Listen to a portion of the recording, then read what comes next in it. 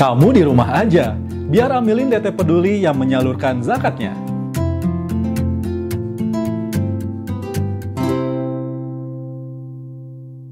Assalamualaikum warahmatullahi wabarakatuh, Ustaz.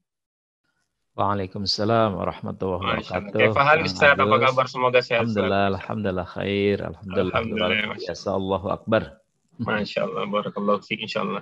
Baik, jemaah ini semoga dirahmati Allah. Sebelum kita memulai kajian kita, thalabul ilmi kita, boleh kita awali dengan lafaz basmalah bersama. Bismillahirrahmanirrahim.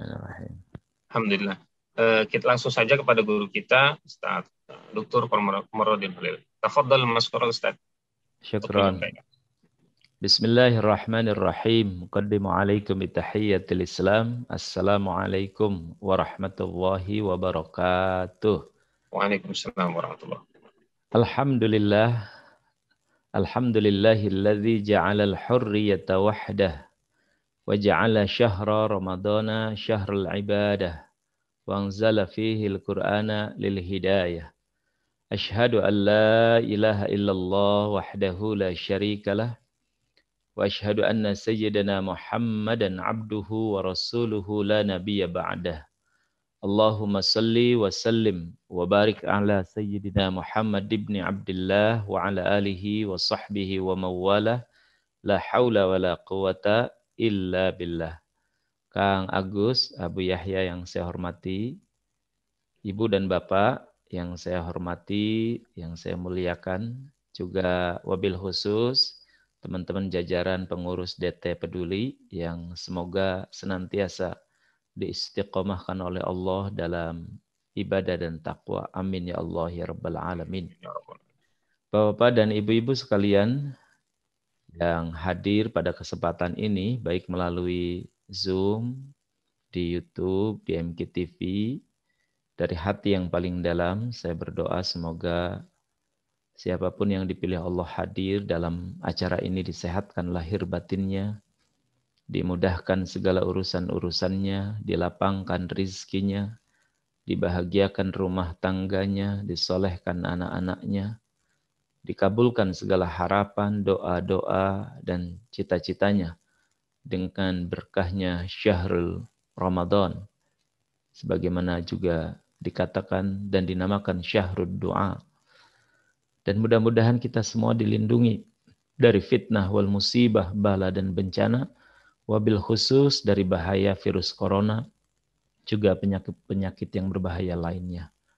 Dan semoga Allah istiqomahkan kita senantiasa dalam taat dan ibadah, menggapai ridha Allah Subhanahu wa taala. Amin ya Allah ya Rabbal Alamin. Yang kedua, saya juga mengajak tak henti-hentinya untuk kita bersama-sama mengucapkan hamdalah, alhamdulillahi rabbil alamin. Alhamdulillahi rabbil alamin. Alhamdulillah ala kulli hal. Semoga rasa syukur ini menjadi pengikat nikmat yang sudah ada dan menjadi pengundang serta pembuka nikmat-nikmat yang belum ada. Dan juga semoga kita tergolong sampai akhir hayat nanti menjadi abdan syakura, sehingga menghantarkan kita kelak saat meninggalkan dunia yang fana ini husnul khatimah. Amin ya Allah ya Rabbal Alamin. Salawat dan salam senantiasa tercurah dan terlimpah kepada Nabi panutan umat, pemimpin ideal masyarakat, Sayyidina Muhammad sahibul syafaat, juga kepada keluarga dan sahabat dan seluruh umat hingga hari kiamat. Amin. Amin ya Allah ya qadiyal hajat.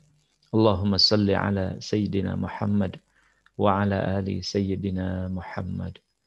Kang Agus yang saya hormati, Ibu dan Bapak yang saya hormati juga saya muliakan, yang mudah-mudahan kita semua selalu ada dalam ridho dan naungan kasih sayang Allah Subhanahu wa taala. Izinkan saya seperti biasa, tema khas saya yaitu hikmah dan motivasi. Ada dua ini Kang Agus yang ingin saya sampaikan. Yang pertama adalah agar hati kita tenang dan bahagia. Karena salah satu imun terbesar katanya Kang Agus, selain juga kita mengkonsumsi makanan yang bagus gizinya, olahraga yang teratur, memakai masker, mencuci tangan, menjaga dari kerumunan, adalah menjaga nuansa hati kita, jiwa kita agar tidak terlalu stres dan panik. Apalagi saya sangat memaklumi dan merasakan hampir-hampir, dan ini juga mungkin Ibu Bapak rasakan, di grup WA, di media, sudah tidak aneh lagi sebentar-sebentar inna lillah wa inna ilaihi raji'un. Dalam waktu seminggu di kompleks saya saja Kang Agus, di masjid kemarin sholat jenazah, dan hari Senin sholat jenazah, kemudian hari Selasa juga sudah ada sholat jenazah lagi.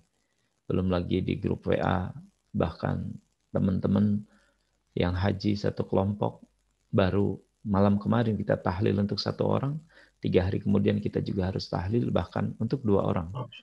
Karena itu saya ingin saya ingin membagikan tips ini, mudah-mudahan menjadi bagian ilmu yang bermanfaat, khususnya untuk diri saya, juga untuk teman-teman semuanya, di mana kesehatan jiwa juga sangat penting untuk kita jaga, dibanding bahkan lebih penting untuk kita jaga, jangan sampai sibuk kita menjaga sehatnya fisik.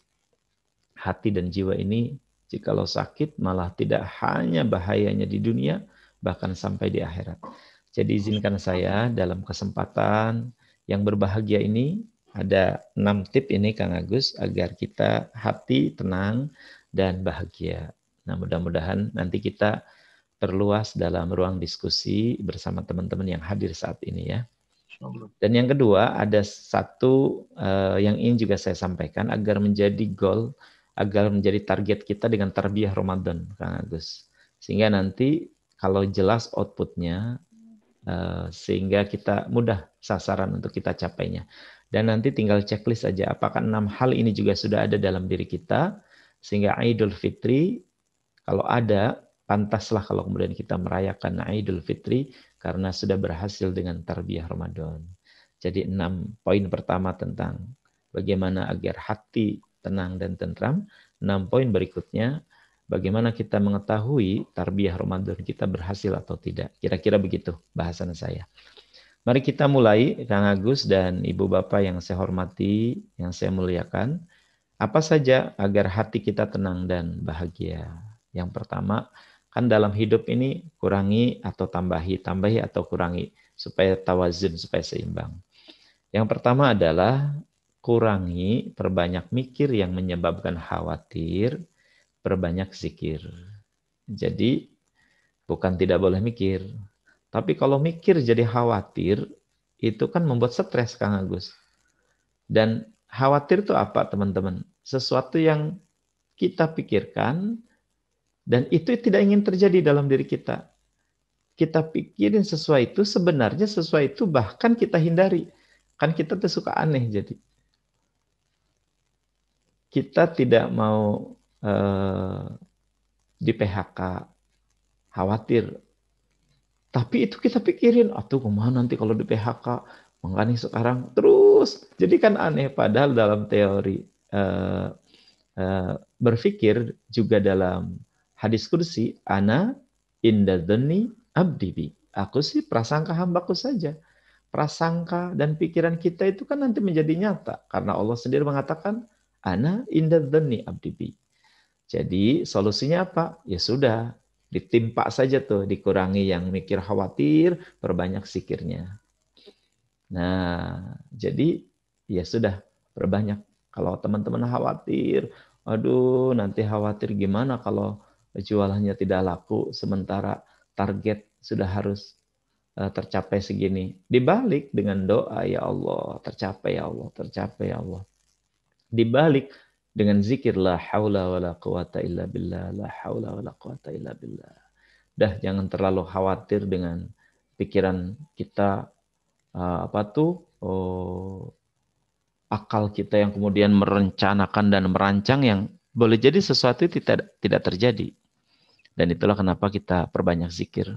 Hasbunallah wa ni'mal wakil, ni'mal maula wa ni'man nasir, la haula wa la quwata illa billahil aliyil azim. Nah itu.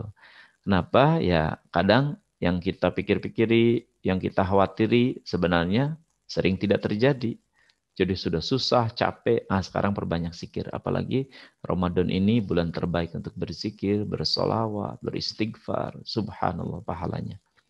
Nah, daripada khawatir, kenapa saya meminta teman-teman perbanyak zikir? Karena nanti janji Allah, ala bidzikrillahi tatmainnul qulub. Dengan berzikir, hati jadi tenang. Dengan berzikir, kenapa kita juga tenang? Karena pasrah pada Allah. Saya sering mengumpamakan begini. Kang Agus, boleh kita berdiskusi dengan Kang Agus saja ya. Kalau dengan Bapak dan Ibu nanti jawabannya bisa ribut. Masih bisa diaktifkan Kang Agus video dan itunya mikrofonnya. Oh, Kang Agusnya sebentar lagi ada sesuatu ya, saya berbaik sangka. Oke. Ini ada kertas, ini ada besi di tangan saya ini. Kalau saya tanya Ibu dan Bapak, kertas sama besi ini kekuatan mana? Pasti akan menjawab ya kekuatan besi lah Ustadz. Nah, tapi kan katanya belum selesai kalau jawabnya kuat besi aja. Secara materi memang kuat besi, tapi secara hakiki ya terserah Allah yang memiliki dan yang berkuasa mana yang mau dikuatkan. Jadi maksudnya gimana? Ya kalau besi ini mau dihancurkan oleh Allah, ya bisa saja meleleh, dipanaskan. Dan kertas ini kemudian dijaga, diabadikan, ya bisa saja. Itulah kenapa kita perlunya pasrah dan berzikir serta mengingat kekuasaan, kekuatan, dan berpasrah kepada Allah. Agar tenang, jangan terlalu khawatir. Secara akal kan begitu.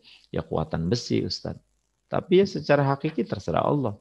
Kalau mau besi ini dihancurkan dan kertas kemudian dijaga jadi abadi. Dinosaurus sama ayam, gedean mana tuh Ibu dan Bapak? Pasti menjawab, ya gedean dinosaurus lah Ustadz. Tapi kan buktinya yang gede dan yang kuat sekarang malah sudah tidak ada. Ayam yang kecil dan seperti lemah sampai sekarang belum habis dan bisa kita temukan di mana-mana. Artinya Allah maunya ayam yang ada. Dan Allah menghilangkan dan memusnahkan dinosaurus yang besar itu. Nah itu satu contoh bahwa kenapa kita nanti menjadi tenang, menjadi bahagia dengan berbanyak zikir kepada Allah Subhanahu wa Ta'ala. Karena kadang yang kita pikirkan tidak terjadi. Jadi kita khawatir, stres akhirnya. 2, kurangi mengeluh, perbanyak bersyukur. Kurangi mengeluh, perbanyak bersyukur. Jadi teman-teman, mari kita sekarang jujur pada diri sendiri, betapa banyak nikmat dan karunia yang Allah berikan pada kita. Jadi kalau kita renungi, wa in ta'uddu ni'matallahi la tuhsuha, itu benar-benar Masya Allah. Mana nikmat yang bisa kita hitung? Nah sayangnya sekali lagi pikiran kita selalu saja fokus pada yang belum ada. Sehingga tak terasa apa yang sudah ada ini. Kan teman-teman pasti mikirnya yang sehat nih, karena lagi sehat, aduh rezeki ini lagi tidak ada. Tapi bagi yang sekarang sakit, apalagi ditimpa corona level 2 dan 3, katanya ya Allah, tidak ada yang dia inginkan kecuali sehat kembali. Berbagai biaya dikeluarkan, obat-obat mahal dibeli untuk agar dia bisa sembuh. Masya Allah. Nah, kita sering bersyukurnya tuh sering terlambat. Apa terlambat saya katakan? Ketika nikmat sudah tidak ada, kita baru bersyukur dengan apa yang sudah ada, dan itu sudah tidak ada. Aduh, waktu sehat tuh, waktu muda, enggak, terlambat karena itu sudah tidak ada. Jadi maksud saya, jangan menjadi orang yang syukurnya terlambat. Syukurnya terlambat. Nih, bisa duduk. Jadi hadis Nabi itu sampai saya baca cuma, andai engkau bangun tidur dan mendapati di rumahmu ada makanan sampai besok dan badanmu sehat, itu sudah semua karunia seolah-olah langit dan bumi sudah diberikan kepadamu. Nabi ingin menyampaikan, itu saja engkau bangun dalam keadaan sehat, kemudian ada makanan sampai besok, sudah harus bersyukurnya luar biasa. Nah, Ibu Bapak ini kan tidak hanya besok. Wong kacang yang Idul Fitri kemarin saja Kang Agus sampai masih ada mau Idul Fitri lagi nih kan. Belum dimakan, masih dilakbanan, dibuka tidak, masih jadi pajangan Bu. Bayangkan kita hampir setahun tuh cadangan Kang Agus. Masya Allah. Jadi fabi ayyi ala'i rabbikum tukadziban. Fabi ayyi ala'i rabbikum tukadziban. Nikmat mana sih yang akan didustakan? Jadi ya aja, alhamdulillah, alhamdulillah, alhamdulillah. Tapi sekarang jadi kecil deh Ustadz. Biasanya 25 juta, sekarang 250 ribu Ustadz. Syukur itu 250 ribu. Nanti kan Allah amanahkan 25 juta. Syukur itu nikmat itu dulu. Sebab teorinya, begitu kau syukur yang ini, nanti ngundang yang lain. Begitu kau syukuri ini, kau sedang membuka nikmat yang lain. La in syakartum la azidannakum. Nah, mampukah kita mensyukuri itu? Jadi perbanyak saja udah perbanyak. Alhamdulillah saya tahu teman-teman rekan-rekan para pengusaha nih Kang Agus yang biasanya 25 juta keuntungannya sekarang 2,5 juta. Alhamdulillah, alhamdulillah, alhamdulillah, alhamdulillah. Wah, sekarang cuma 2,5 juta. Alhamdulillah, alhamdulillah.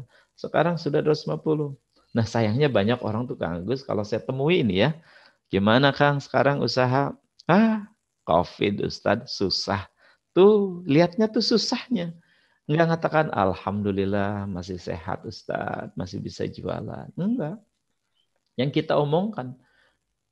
Yang susah-susah. Gimana Pak sekarang kerja? Wah wis lagi terus di rumah saja sekarang mah. Enggak ada SPJ. Enggak ada perjalanan dinas yang Ustadz berkurang. Enggak disyukuri itu sehatnya. Enggak disyukuri itu dia masih bisa bekerja sementara orang lain di PHK. Kan katanya bersyukur kalau Anda lelah bekerja dan capek bekerja. Di luar sana banyak orang yang capek dan lelahnya mencari kerja. Bisa difahami ya. Bersyukur kalau Anda lelah dan capek bekerja. Di luar sana banyak orang yang justru capek dan lelahnya mencari kerja. Subhanallah. Luar biasa, luar biasa. Yang ketiga, kurangi dendam dan benci, perbanyak memberi dan mengasihi.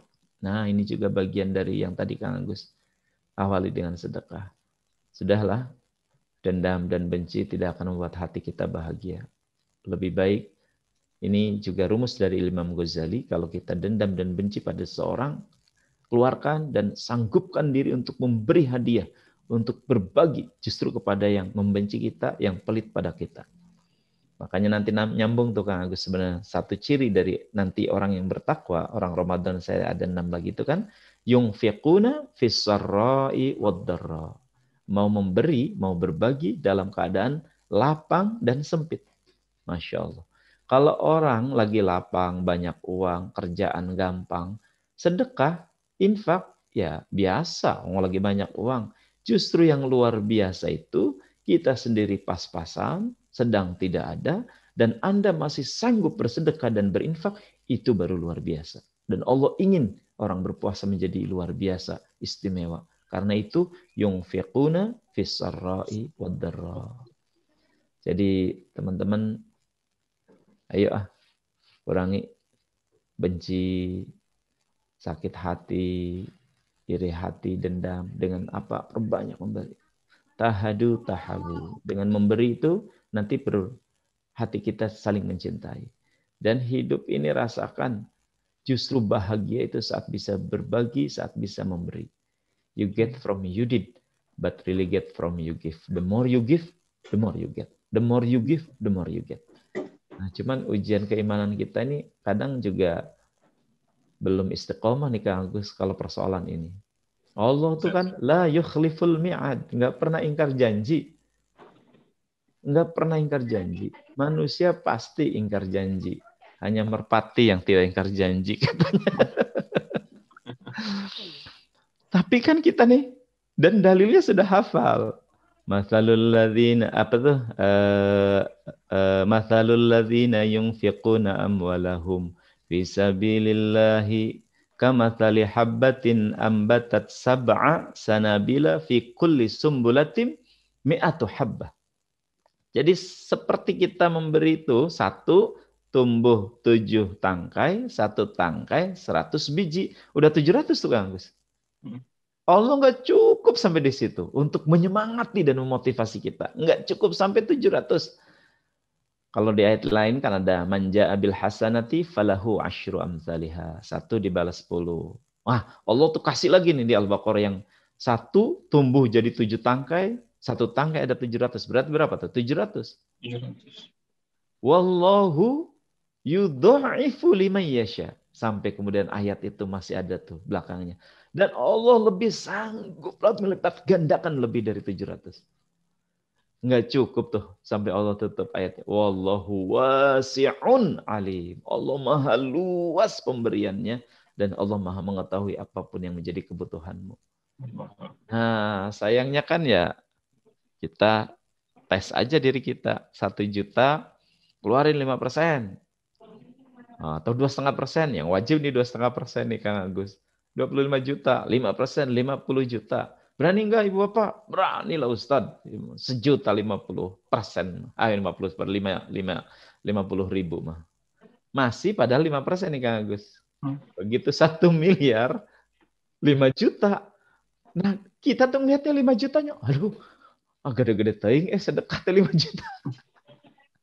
1 juta, 10% kecil, 100 ribu. Ikhlas Ustadz. Begitu bet Allah percaya padamu. Ayo 10% di sini. Sini 10%. Saya kasih 10 miliar ke Pak Agus. Jadi berapa Ustadz? 1 miliar Gus. Hah? 1 miliar Ustadz? Itu tempat duduk Kang Agus sampai mundur tuh. Padahal kan kita ngelihat 10%-nya tadi. Masya Allah. Saya kemarin diskusi tuh Kang Agus. Ini mah dari satu sisi ya. Beliau katakan banyak orang-orang tuh jangan-jangan amanah rezekinya tidak dinaikkan tuh Ustadz. Ada janji-janji yang ditagih oleh Allah, ketika dia dapat, nggak ditunaikan. Ya tadi lah, mungkin kita berjanji, ya Allah, kalau saya dapat 1 juta nih, ya Allah, insya Allah, ya Allah, saya 5% infak sedekah saya, dan gabung sudah 2,5% zakatnya misalkan. 50 ribu. Itu tuh omongan kita tuh ditagih nanti Allah. Allah naikkan kita 5 juta. Mungkin Anda masih bisa tuh. Saat 5 juta 250 ribu. Allah naikkan zang. Jadi 100 juta. Apakah kemudian kita masih 5 juta? Sebenarnya ayo mana nih? Kuat nggak nih? Berbagimu masih sanggup nggak segitu nih? Kita mulai tuh cari alasan. 3 juta udah gede. Udah gede ini Ustadz 3 juta. Kemarin masih 250 Ustadz. Tapi Allah kita nggak sadar tuh janji kita yang tadi ngomong tentang presentasinya. Itu teman ngasih, jadi saya ini sebenarnya sedang menunaikan janji Ustaz. Kenapa? Ya salah satu teman yang dermawan. Terus. Masya Allah. Nah teman-teman dan insya Allah bahagia saat kita memberi itu. Tak ada kebahagiaan kecuali saat kita bisa membahagiakan orang lain. Dan salah satu wasilahnya adalah dengan berbagi, dengan mengasihi sesama. Yang keempat, kurangi menghakimi, perbanyak toleransi, dan memaklumi. Hari ini dan dunia sekarang ini kan Kang Agus, semua orang bisa jadi jurnalis. Semua orang bisa jadi wartawan. Tim editornya nggak ada. Berita semuanya langsung tayang. Masya Allah. Semua langsung tayang jadi berita. Tim editor tak ada. Jadi istilahnya RDIP. RDIP. Rich Dad but inside poor. Jadi data tuh banyak, informasi itu banyak, tapi miskin dari pelajaran dan hikmah untuk diri kita. Karena terlalu banyak. Ya, satu hikmah adalah keberuntungan untuk kita. Sekarang kan belajar banyak di mana-mana Kang Agus. Lewat Zoom, lewat ini, pokoknya buka channel di mana-mana bisa kita belajar. Begitu mudahnya informasi, ilmu. Tapi sayang, dampak insight-nya buat kita tuh miskin sekarang. Sebaliknya orang-orang dulu tuh ya Allah, saking susahnya jarang untuk mengaji tuh. Jauh untuk tempat, pergi ke tempat ilmu tuh. Sedikit ilmu yang diajarkan. Tapi kaya dari hikmah dan dampak pada kehidupannya. Ya saya bayangkan gitu ya, yang katanya nyantri kepada Sunan Gunung Jati karena saking jauhnya, ketemuannya hanya seminggu sekali. Dan ilmu yang disampaikan tidak banyak. Tapi dampaknya tuh. Kamu harus rendah hati para santri, jangan sombong. Tapi kata-kata itu sedikit, tidak banyak, tapi dampaknya begitu besar pada para santri dan penuntut ilmu. Nah, jadi dalam situasi begini mah jangan sering-sering menyimpulkan, menghakimi. Wah, si Eta nih begini. Enggak lah. Jangan-jangan kalau kita dalam situasi seperti mereka, seperti dia, kita juga melakukan hal yang sama, bahkan mungkin lebih. Jadi toleran sajalah, maklumi sajalah. Agar hati kita tidak capek, Kang Agus. Kalau kita, wah si ini begini, ini mah begini. Lelah sendiri nantinya, capek sendiri. Karena jangan pernah mengukur orang lain dengan takaran ukuran kita. Karena setiap orang punya kehidupan yang berbeda, latar belakang yang berbeda, keluarga yang berbeda, pendidikan yang berbeda, adat istiadat yang berbeda. Maka kemudian kita harus maklum untuk ini. Jangan cepat menghakimi. Oh, kadang membuat hati kita jadi tidak bahagia, membuat hati kita jadi resah dan gelisah. Yang kelima, kurangi rasa takut dan perbanyak dengan mencoba. Mulai saja. Iman itu butuh diaplikasikan, butuh diamalkan. Karena itu amanu wa amilus solihat. Amanu wa amilus solihat. To be action. Do it now. Jadi jangan takut aduh nanti mulai saja. Mencoba. Lakukan. Dan insya Allah dengan melakukan itu akan ada tambahan ilmu. Hari ini beberapa teman-teman kan dilatih tuh Kang Agus untuk menyampaikan kultum. Alhamdulillah dengan Zoom ini kan ada satu keuntungan, entah alumni SMA, entah alumni, ayo gantian ceramah. Aduh, Ustaz, enggak, mulai aja dah. Dan ternyata mereka mengatakan, oh iya ya. Waktu sambil ada yang tertawakan, padahal ada yang, tapi buat dia tuh pelajaran berharga. Saya sering menyebutnya gini, kadang ilmu laduni itu tidak semata-mata ilmu yang besar kemudian datang. Sering nggak sih buat teman-teman yang menyampaikan kultum, menyampaikan sesuatu, terus nanti tuh self-talk ngomong sendiri. Oh, tadi tuh harusnya sholawatnya ini ya. Harusnya pembuka tuh tadinya menyapanya. Nah, saat self-talk itu, saya sendiri menerjemahkan itu sebagai milladunka ilma. Allah sedangkan ajarkan ilmu baru untukmu. Karena dengan mencoba. Sedang Allah ajarkan seharusnya. Nah, nanti Anda mencoba lagi itu lebih bagus lagi. Anda mencoba lebih bagus lagi. Nah, teman-teman, termasuk teori keimanan nih. Zang, dalam situasi pandemi ini kan, 100.000 apa 10.000. Bang aja 100.000. Kemarin saya ceramah di mahasiswa tuh di UIN gitu kan. Ada juga yang sekarang masih beberapa orang datang ke kampus, kemudian walaupun tidak banyak, yang sedang menyelesaikan tugas-tugasnya. Dan mereka juga kos. Saya bilang 150.000 nih, apa buat buka 3 hari atau sedekah. Saya bilang uji coba aja, jangan rasa takut. Betul Kang Agus? Bang, sedekahkan. Terus Anda, aduh Ustaz 3 hari nih. Dan Anda rasakan nanti, benar nggak nanti janji Allah nih? Nah, cuman kan kita suka was-was. Aduh, nanti ya sudah. Kadang kalau kebanyakan tinggi pikir, padahal iman itu katanya buktikan dulu, nanti Allah lakukan dulu kepercayaan dan keyakinanmu itu, nanti Allah buktikan benarnya dari kepercayaanmu itu. Kalau teori akal minta bukti dulu, benar enggak nanti nih, benar enggak nih. Nah, kalau iman lakukan saja dulu. Nah, jangan makanya kayak sekarang, kemarin saya ke teman-teman nih, ayolah baju ini jangan terlalu banyak, pandemi ini kan Kang Agus, coba saya kan pakai baju. Kadang cukup sarung aja di bawahnya dan setengah aja nih kita syuting juga. Artinya kan Allah tuh sedang mengajak kita sederhana. Sudah saja baju-baju, celana yang bagus mulai kita bagikan. Yang terakhir, kurangi banyak bicara, perbanyak usaha dan doa. Ya benar nih, benar. Mengingatkan kita semua untuk jangan terlalu banyak dibicarakan kehidupan itu. Tapi banyak diamalkan, dilakukan, dan kemudian kita doa. Jadi ilmu itu bukan untuk didiskusikan terlalu berlebihan, tapi untuk diaplikasikan. Sekali lagi ilmu itu tidak untuk didiskusikan terlalu berlebihan, karena ada oase ilmu Kang Agus. Oase ilmu itu gini, orang merasa cukup ketika sudah belajar, padahal belum diamalkan. dan merasa sudah selesai sampai di situ.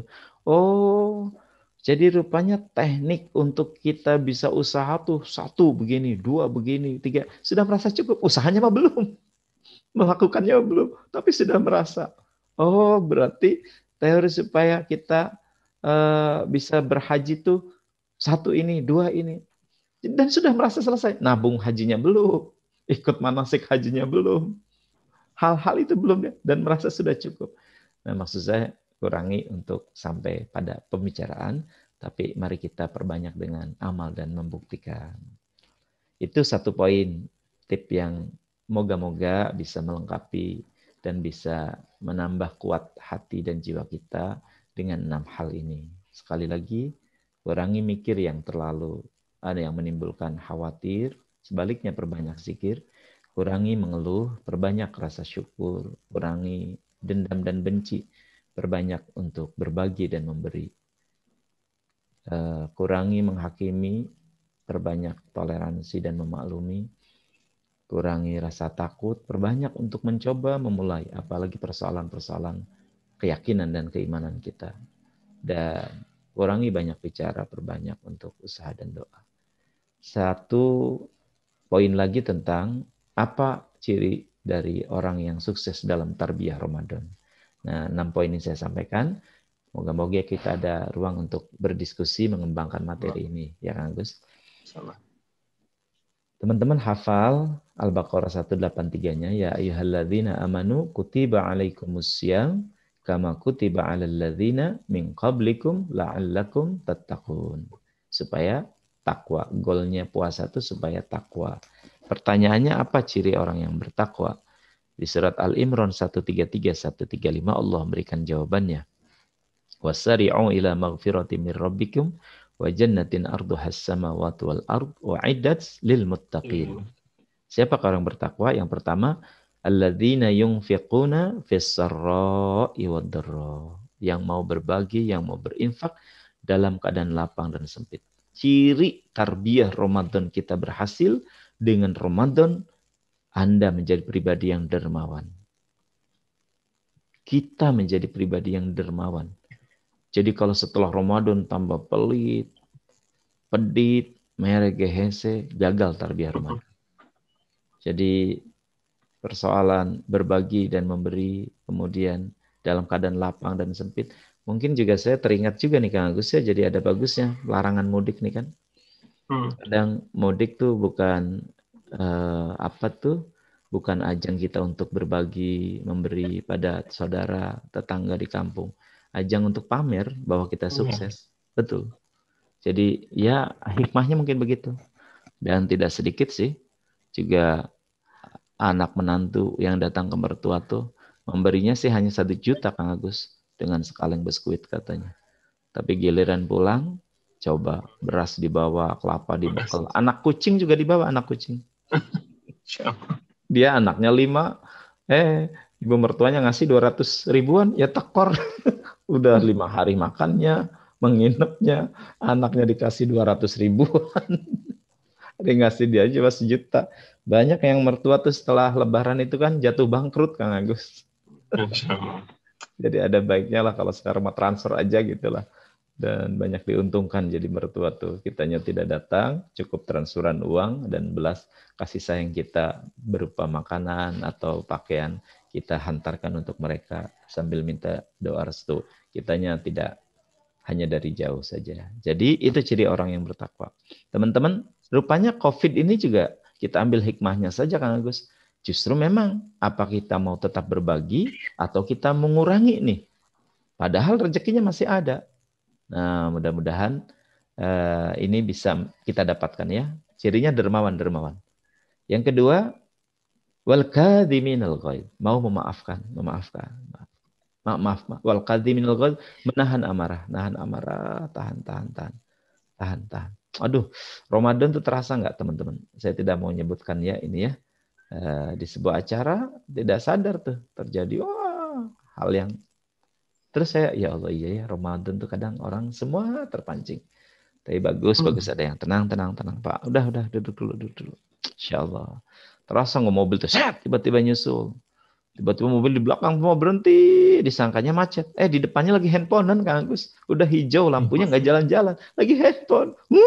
Kayak apa emosinya? Udah nunggu lama. Begitu maju udah merah lagi. Subhanallah. Tapi disitulah ujian. Saya sering mengatakan teman-teman, hebatnya iman itu dengan ujian. Seperti seorang nakoda yang tangguh bukan lahir dari laut yang tenang, tapi lahir dari laut yang penuh dengan ombak, gelombang, badai, topan, dan dia sanggup mengendalikan perahu. Itulah nakoda yang tangguh. Jadi ya anggap saja ini bagian dari seleksi keimanan sebagai ajang candra din luka buat kita dalam situasi pandemi. Maukah engkau kadhiminal ghaib? Kadhiminal ghaib. Situasi puasa yang kemudian Masya Allah. Tahan. Sabar. Karena itu kan Ramadan tuh balasannya juga as-saumu li wa ana ajzi bihi. Aku yang. Jadi sadari saja kalau segala sesuatu pahalanya besar tuh berimbang pasti usahanya juga besar. Gitu. Jadi teman-teman lebih susah kan dalam keadaan bisa untuk melampiaskan marah, kemudian kita tahan. Nah itu pasti lebih besar pahalanya. Karena menahan dan kita sanggup untuk melampiaskan, bahkan kita punya kekuasaan, kemudian kita menahan, kan itu lebih besar lagi pahalanya. Wal kadhiminal ghaidh. Nah yang ketiga, wal afina 'anin nas, memberi maaf pada orang lain. Minta maaf sama memberi maaf itu kan berat. Memberi Kang Agus. Kalau saya maaf sudah menyakiti, menghinakan Kang Agus di depan umum, udah sakit Kang Agus. Terus saya, Kang, hapunten, abdi khilaf Akang. Gampang. Tapi Kang Agus kan orang yang jadi korban, orang yang telah disakitinya, butuh jiwa besar untuk bisa memaafkan. Dan Allah lagi-lagi ciri orang bertakwa selalu di atas rata-rata. Wal afina 'anin nas, mau memaafkan. Insya Allah. Buya Hamka di penjara 2 tahun beliau katanya. Semoga Allah merahmati beliau di alam barzahnya. Tanpa alasan yang jelas oleh Bung Karno juga. Dan semoga juga sama-sama diampuni, dirahmati oleh Allah juga. Presiden pertama yang banyak jasa. Tapi begitu Bung Karno meninggal, Buya Hamka menjadi imamnya. Dan begitu mudah untuk memaafkannya. Bahkan beliau katakan, ya sudah cukup saja badanku yang terpenjara oleh jeruji besi. Aku tidak mau hati dan jiwaku terpenjara oleh dendam dan benci. Insya Allah. Luar biasa. Rasulullah yang mulia, contoh manusia afina 'anin nas.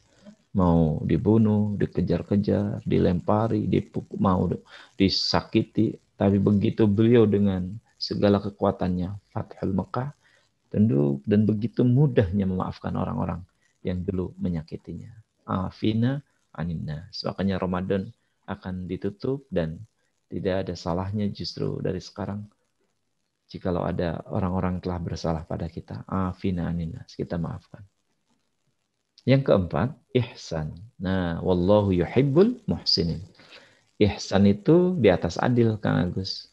Kalau Kang Agus saya tampar, maaf.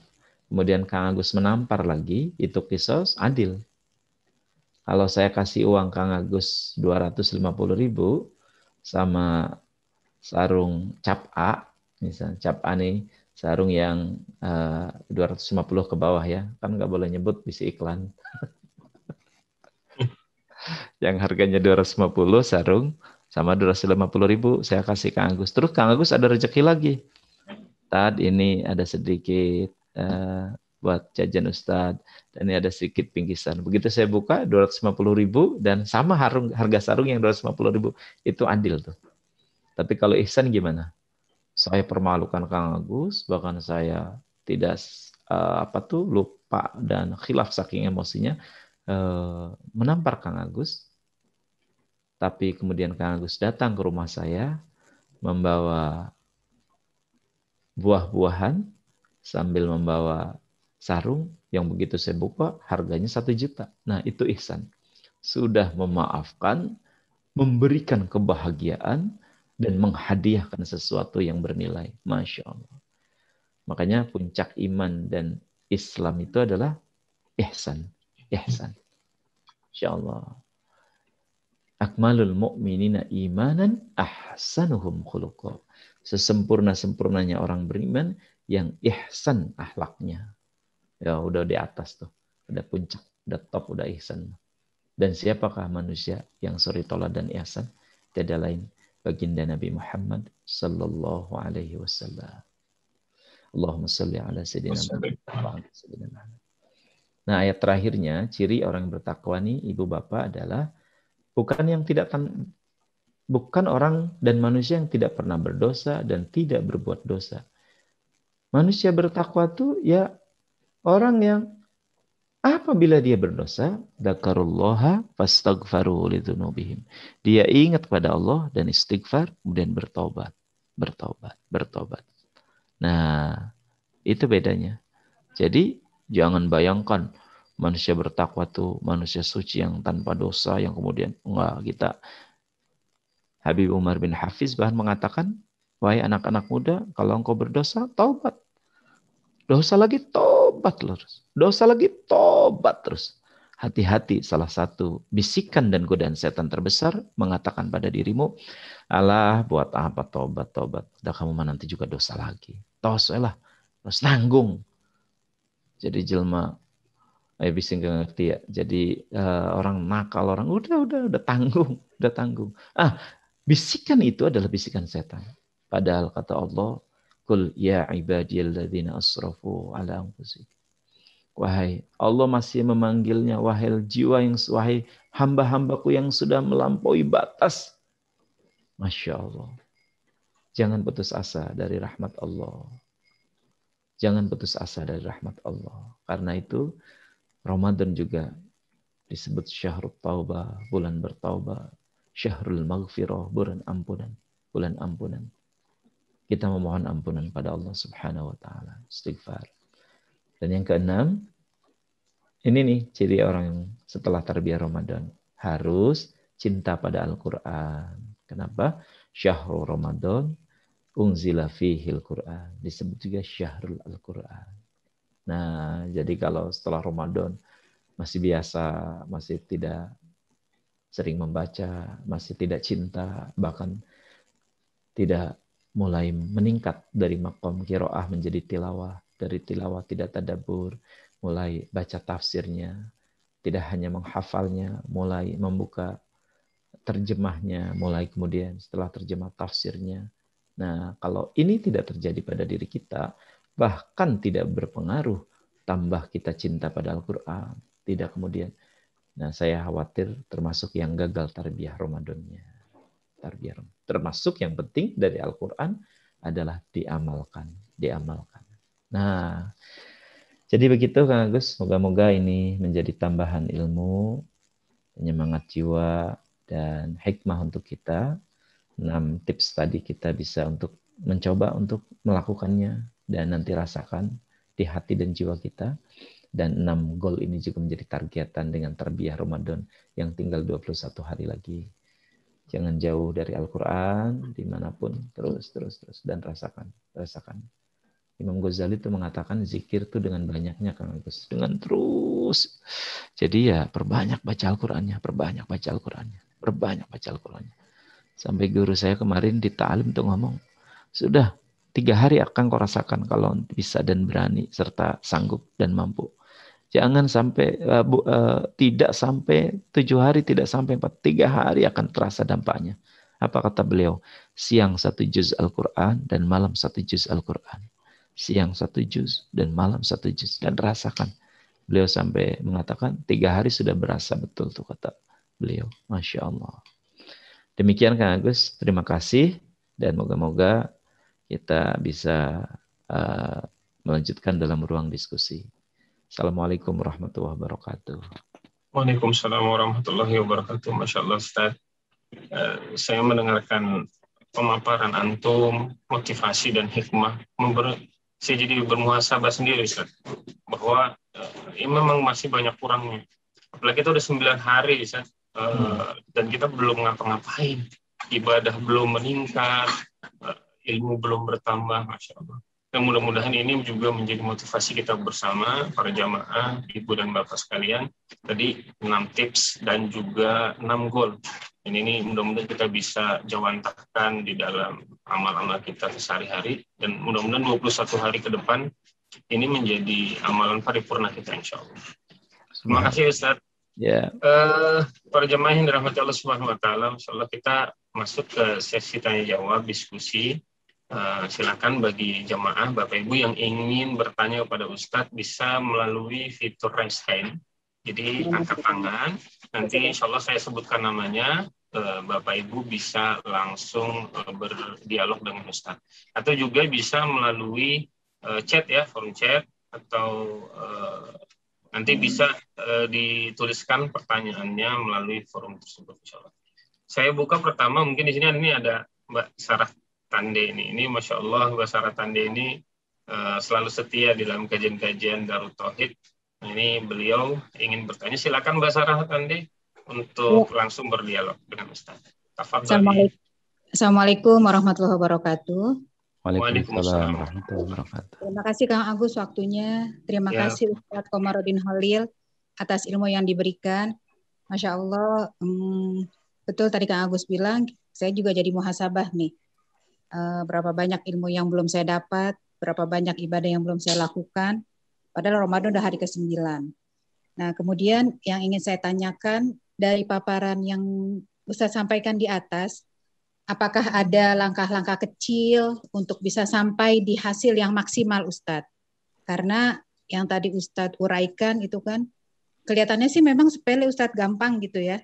Cuma untuk memulai langkah-langkah itu perlu satu motivasi, perlu satu strategi agar bisa sampai di hasil yang maksimal, dan itu menjadi istiqomah untuk kita gitu Ustaz. Yeah. Terima kasih Ustaz. Jazakillah jaza. Assalamualaikum warahmatullahi wabarakatuh. Waalaikumsalam warahmatullahi wabarakatuh. Silakan Ustaz bisa dijawab. Ya sama ya, Teh Sarah Tande. Selalu saja saya juga dengan apa-apa yang sampaikan untuk mulai terlebih dahulu mencoba dan merasakan, mengalami bagaimana suka duka untuk mengamalkan. Dan saya termasuk dididik di Darut Tauhid. 15 tahun saya mengalami, masih ingat selalu kalau AA mengatakan kepada saya suatu saat kita motivasi sedekah, kemudian saya Ustaz Yusuf Mansur dan Agim sampai terkumpul orang mengeluarkan handphonenya, ada yang kunci motornya Kang Agus, ada yang mobilnya, ada yang macam-macam. Mobil belum, motor waktu itu ya. Kemudian ada yang jam tangannya, ada yang uangnya. Terus di obrolan tempat Ustadz itu kita bertiga, Agim nanya, kita nih Ustadz nyuruh orang pada sedekah, lihat mereka pada kemarin sedekah. Ari kita sedekah apa katanya. Nah saat itu buat saya sih perintah guru. Artinya kamu keluarkan yang paling berat. Jamaah saja sudah mengeluarkan berat. Ya saya sampaikan juga kepada beliau. Alhamdulillah Komar mengeluarkan ini menyedekahkan. Waduh udah Bismillah. Nah ini bagus nih Teh Sarah pertanyaan nih. Seolah-olah ingin mengatakan apa yang harus kita lakukan Ustadz dan bagaimana strateginya. Satu begini dulu. Berkahnya ilmu dan kenapa para santri zaman dahulu berkah tuh karena setiap yang disampaikan oleh guru-gurunya langsung jadi amal. Langsung jadi amal. Dia mencoba untuk melakukan. Perhatikan saja. Kurangnya berkah kita nanti banyak belajar, tidak banyak beramal. Banyak belajar, tidak banyak beramal. Orang dulu sedikit belajar, banyak beramal. Maka lakukan saja. Lantas bagaimana strateginya? Ya, segala sesuatu mulai yang paling Teh Sarah memungkinkan dan mudah untuk melakukan, dan yang paling bisa untuk dilakukan, dan dari yang kecil. Jangan yang besar-besar dulu. Kita ini kan sering salah strategi. Hari pertama Ramadan tuh 1 juz kita sanggup. Ceger. Hari kedua tuh 2 juz. Hari ketiga sudah lelah.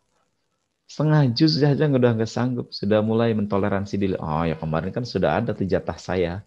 Kan targetnya akhirnya terus mencari alasan. Jadi mending nggak apa-apa. 1 hari pertama 1 lembar. Hari kedua kemudian kita tambah 1 lembar lagi. Hari ketiga 1 lembar lagi. Gimana Ustaz kalau sampai Ramadan selesai? Enggak apa-apa. Yang penting istiqomahnya. Istiqomahnya. Nah, jadi buat saya yang paling sanggup Teh Sarah lakukan. Misalkan apa nih kita yang paling sanggup sekarang nih kan? Zikir. Ya sudah.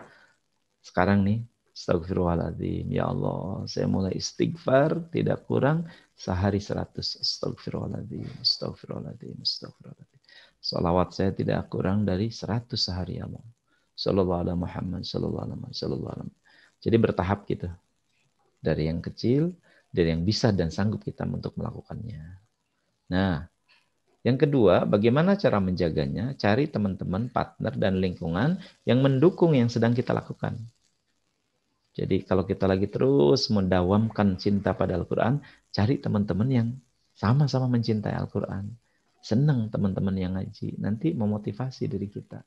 Kalau kita lagi latihan sabar, Teh Sarah, cari teman-teman yang kesabarannya tuh ya Allah. Kita tuh sampai terkagum-kagum. Ya Kang, sabar pisan Kang. Aduh. Saya muda. Nah, itu nanti menguatkan kita tuh Kang Gus. Berarti kita tinggal ada apa-apanya ya. Teman dan lingkungan menguatkan kita. Baca kisah-kisah tentang bagaimana ahli sedekah, para salafus sholih. Itu menguatkan. Nah, strategi yang berikutnya ya, jangan lupa berdoa kepada Allah. Karena demi Allah, kalau mau jujur kita disanggupkan beramal itu bukan karena hebatnya kita, tapi karena hebatnya pertolongan dan hidayah Allah pada diri kita. Karena itu minta tolong pada Allah. Kalau Allah sudah mau menolong, saya sering mengatakan pada ibu-ibu, jangan putus asa. Ibu-ibu yang belum bisa dan hanya baru belajar membaca, teruslah membaca Al-Quran. Dan sambil minta tolong pada Allah. Apa susahnya dari mereka yang sedang belajar membaca, dari mereka yang mu'allaf akhirnya mengalahkan kita, sekarang sudah 10 juz hatam. Padahal hanya baru 4 tahun Islamnya. Allah punya kuasa.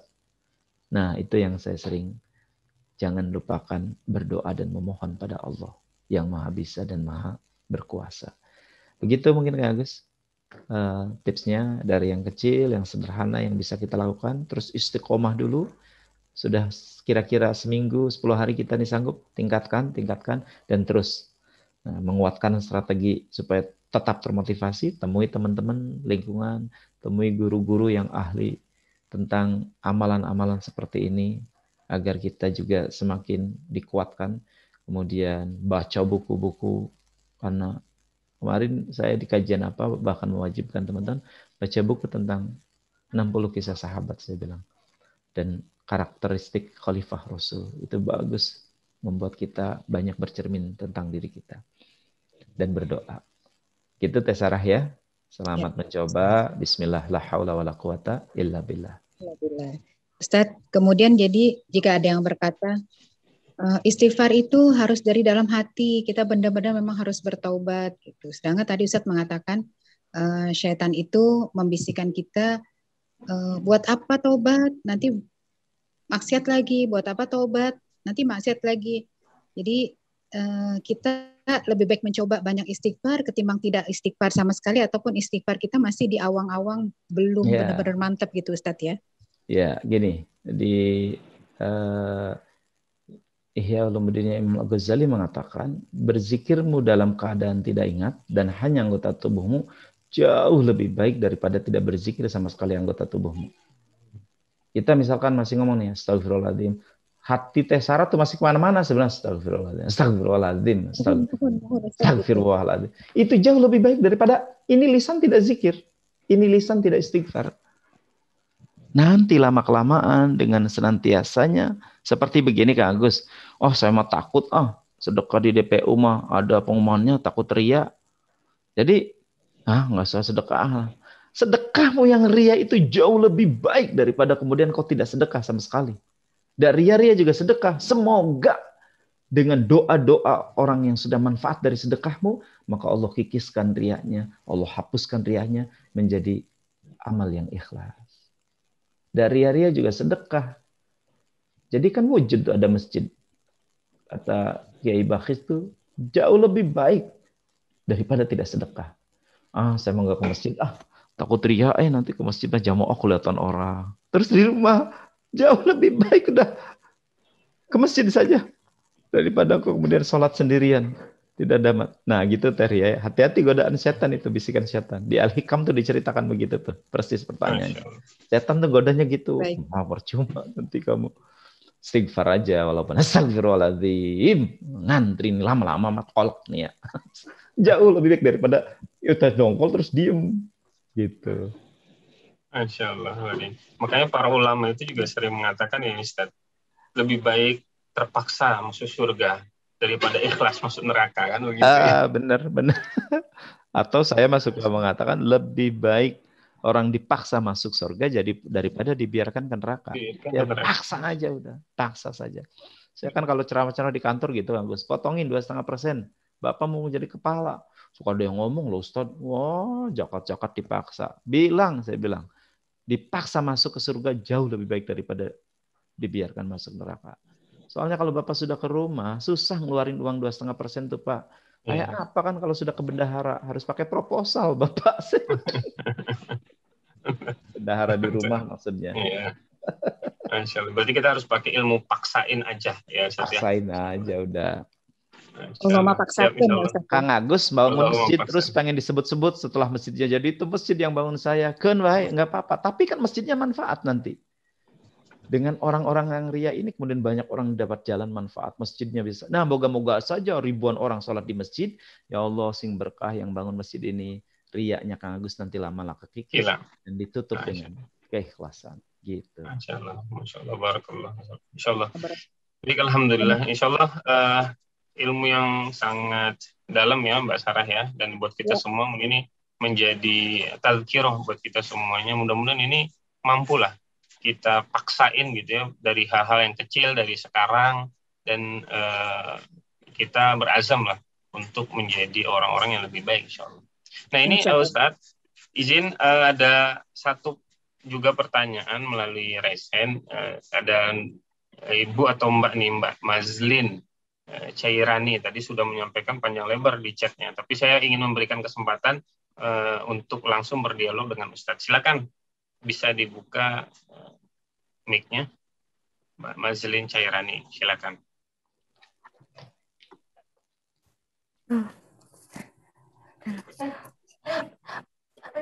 Bismillahirrahmanirrahim. Assalamualaikum warahmatullahi wabarakatuh. Waalaikumsalam warahmatullahi wabarakatuh.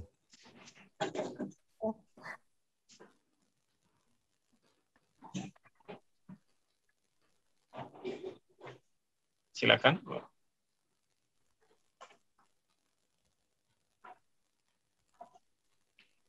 Suaranya belum terdengar. Assalamualaikum warahmatullahi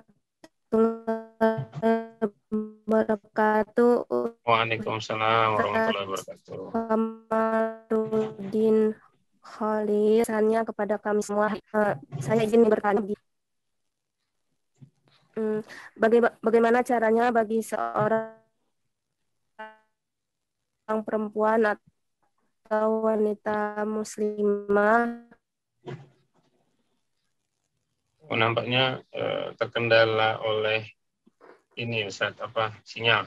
Tapi beliau sudah sampaikan di chat bagaimana sekiranya sebagai seorang muslimah itu ketika menghadapi berbagai cobaan dalam kehidupan gitu ya.